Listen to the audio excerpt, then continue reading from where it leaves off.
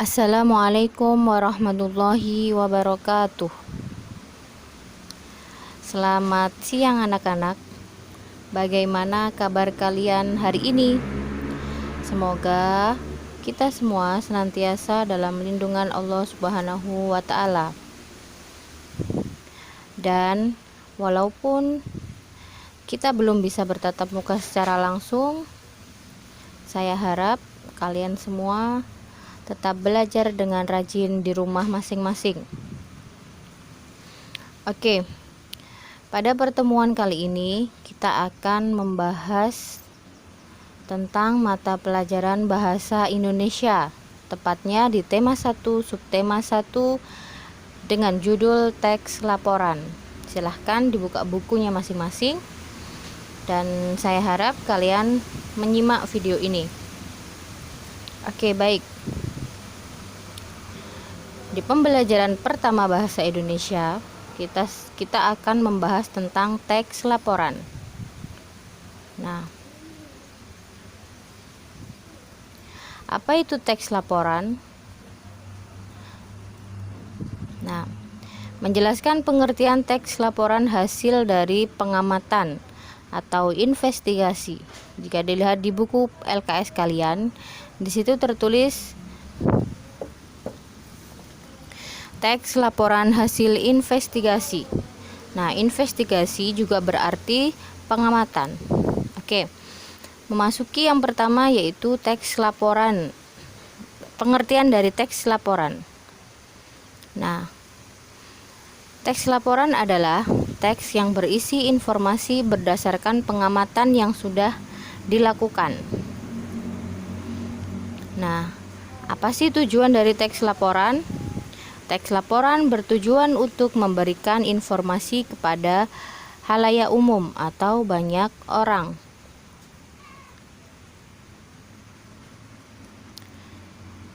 Nah, jenis-jenis teks laporan.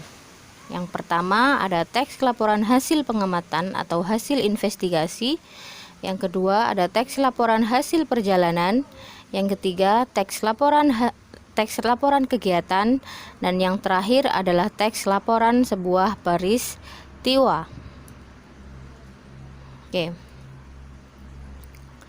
Biasanya teks laporan hasil sebuah pengamatan akan berisi 1. Informasi atau pernyataan umum. 2. Kumpulan fakta atau hasil dari pengamatan itu sendiri. Yang ketiga adalah simpulan.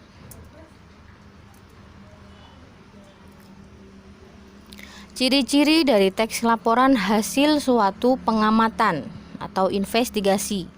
Dalam pembelajaran pertama ini, kita fokus pada teks laporan hasil pengamatan atau hasil investigasi. Nah, ciri-cirinya sebagai berikut. 1. Struktur teks terdiri atas definisi umum, deskripsi bagian, dan penutup. 2. Memuat informasi berdasarkan suatu fakta. Yang ketiga, fakta ditulis berdasarkan hasil penelitian atau hasil investigasi atau hasil pengamatan yang telah dilakukan. Yang keempat, tidak memasukkan hal-hal yang menyimpang, mengandung prasangka atau pemihakan. Jadi, dalam teks laporan hasil pengamatan, tidak boleh dimasukkan hal-hal yang menyimpang. Misalnya kita berpendapat seperti ini tentang kejadian itu tidak boleh dimasukkan, karena hasil teks laporan pengamatan ini harus murni sesuai dengan apa yang sudah kita teliti atau apa yang terjadi di lapangan. Yang terakhir, disajikan secara menarik, tata bahasa jelas, isi berbobot, dan susunan logis. Nah, kita harus mengolah. Kita sudah melakukan pengamatan di lapangan. Setelah itu, kita mengolahnya menjadi paragraf yang baik dan jelas.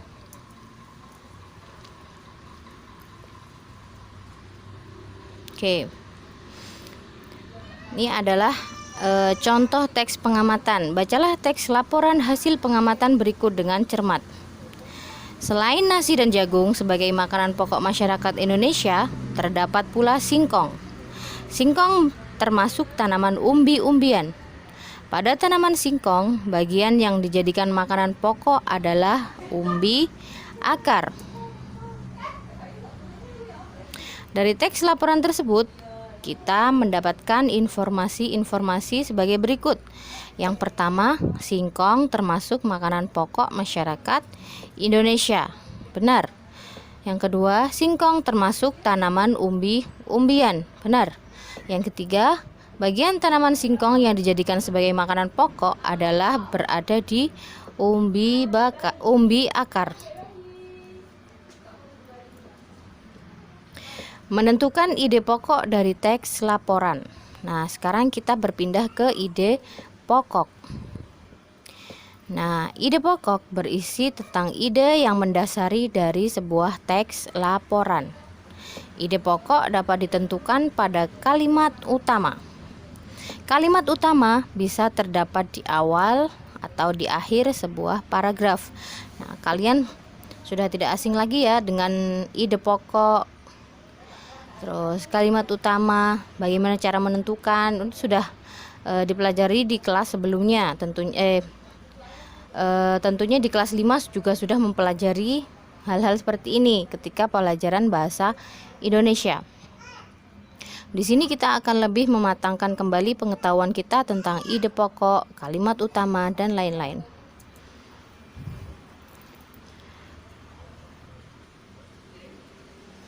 Nah, kita baca kembali kalimat di atas atau bacaan tadi, kita ulangi baca lagi ya.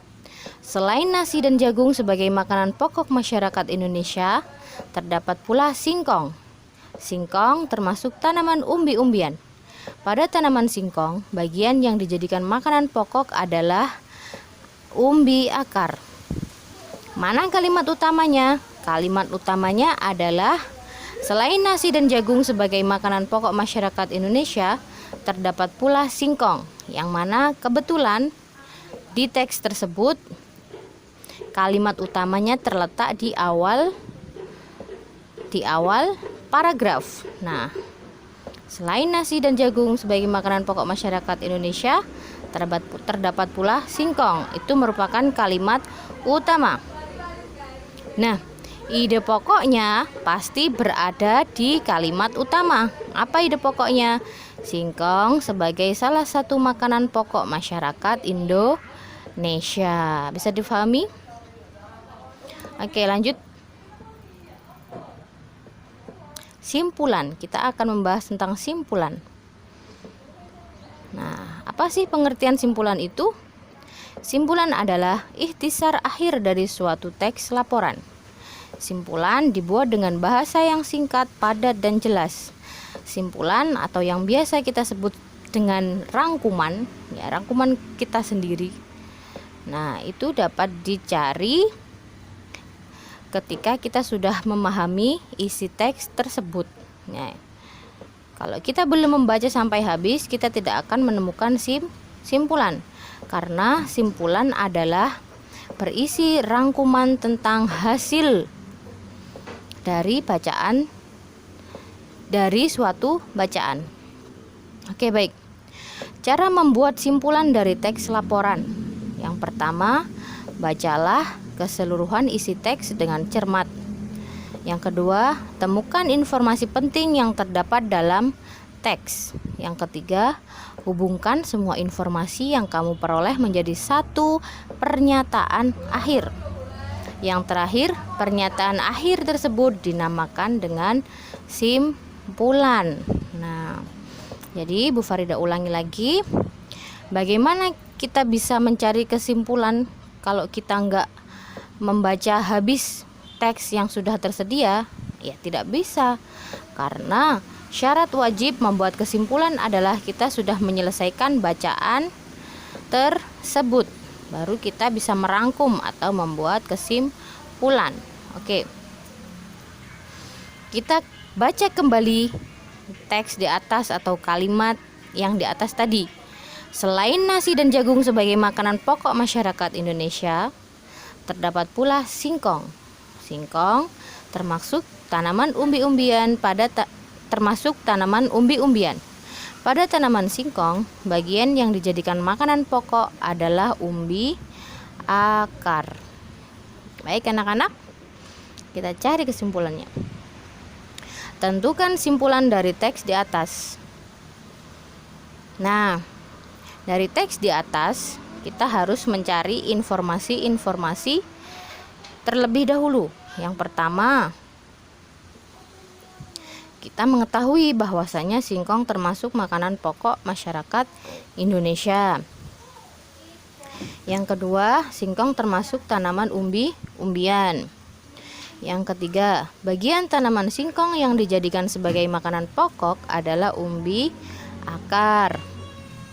Nah, dapat kita tarik kesimpulan bahwasanya singkong merupakan umbi-umbian yang dimanfaatkan sebagai makanan pokok masyarakat Indonesia. Jadi, setelah kita menentukan informasi-informasi penting dalam suatu teks, kita bisa menarik kesimpulan. Kalau kita nggak baca terlebih dahulu secara menyeluruh, kita tidak akan bisa menemukan suatu simpulan. Nah, baik anak-anak, sampai di sini materi bahasa Indonesia pada hari ini. Semoga bermanfaat. Apabila tidak ada pertanyaan, boleh dilanjutkan ke latihan atau materi. Oke, terima kasih. Selamat belajar. Wassalamualaikum warahmatullahi wabarakatuh.